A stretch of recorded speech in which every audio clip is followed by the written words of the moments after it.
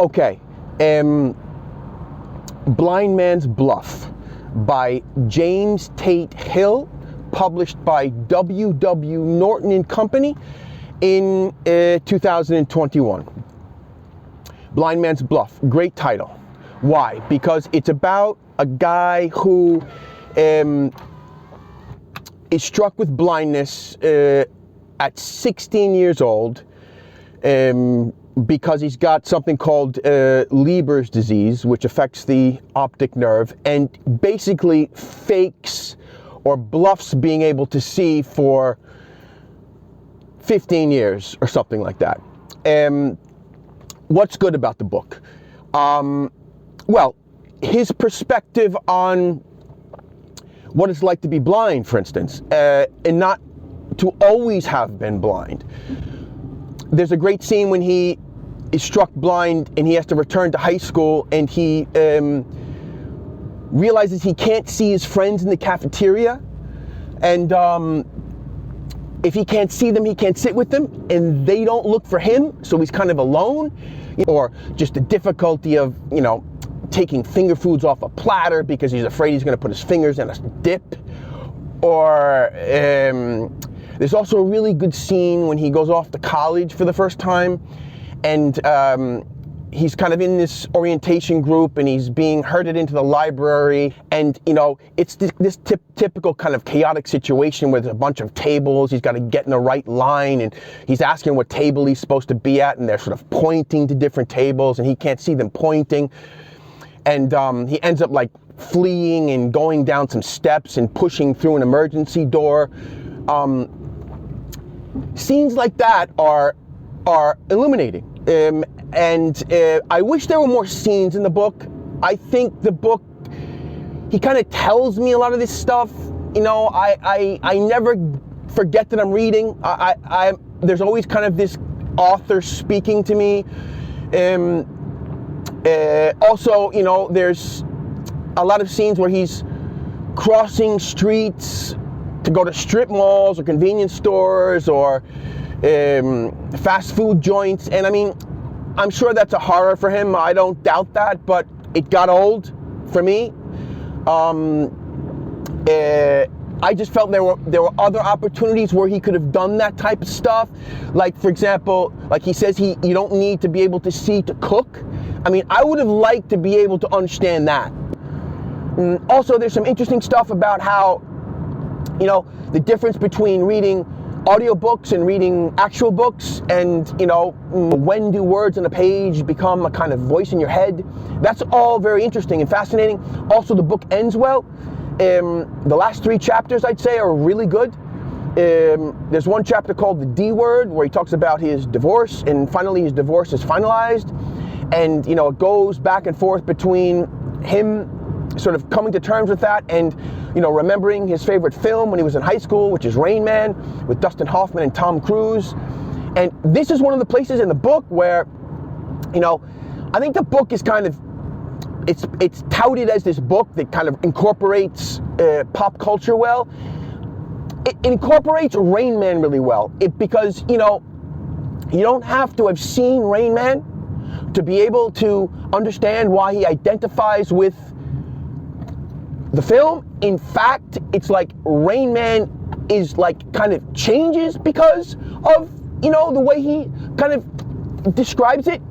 You see Rain Man in a new way. I think that is the right way for a book author to use culture when he's referring to it. But then there are other scenes in the book where I think he uses pop culture as like a cop-out. Like, he'll say an Alex P. Keaton sweater, or, a Sheena Easton haircut.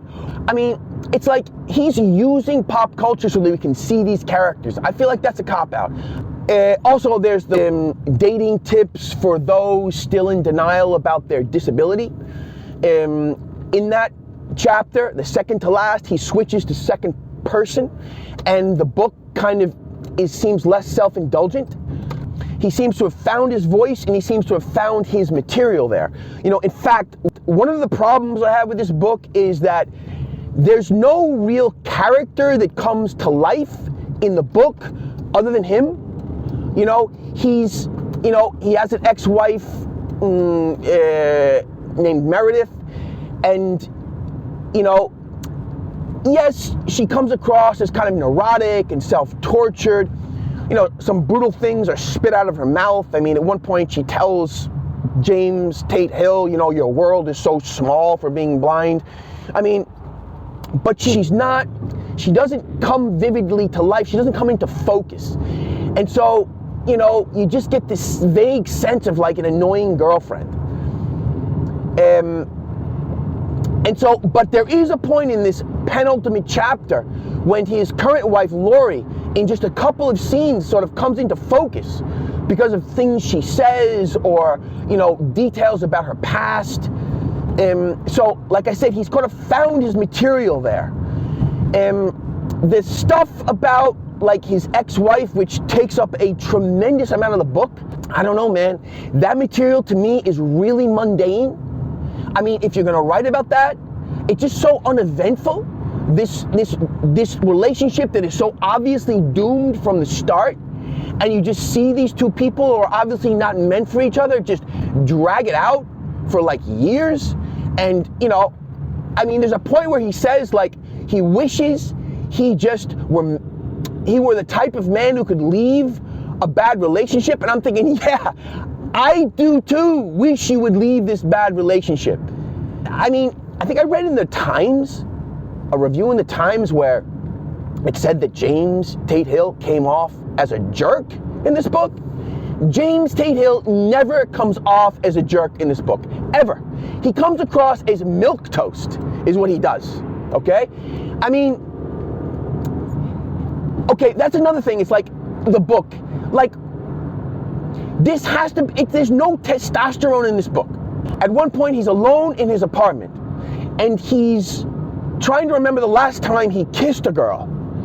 And so he's watching TV, or the TV is on anyway, and he hears these advertisements for Girls Gone Wild and for a telephone line for singles people. So he picks up the phone and he listens to this girl's voice, and at one point he says, in the narrow nook of a syllable, it's almost as if you can hear what it would feel like for the girl's hand in yours. I mean, was he really thinking about this girl's hand in his?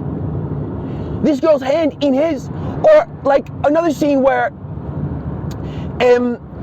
he's like, has these dreams when he's alone in the apartment where he dreams of making out with Madonna and I guess a singer called like Jenny Garth.